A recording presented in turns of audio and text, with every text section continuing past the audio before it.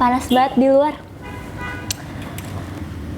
Oh iya, gue baru datang tadi sekitar jam 1, kecepetan sih, biasanya kan datangnya jam 2. Terus baru abis sikat gigi, kan biasanya kalau misalkan cewek-cewek gitu kan datang bersih, cuciin muka. Kalau gue biasanya sikat gigi pakai biasa pasta gigi yang katanya buat gigi sensitif, tapi menurut gue sih tuh nggak sensitif banget ya, soalnya gue kalau makan es krim ya udah makan aja, nggak bakalan ngilu-ngilu banget. Terus kalau minum panas ya udah minum aja.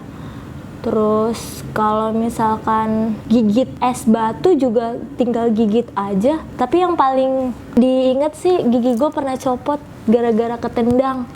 Terus nangis gitu, terus berdarah, sedih, terus jadi nggak punya gingso lagi, jadi nggak manis. Hari ini sih mau rapatnya ngebahas tentang skrip gitu lah, biasa.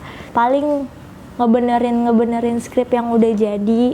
Terus habis itu mau izin pulang juga, soalnya mau latihan.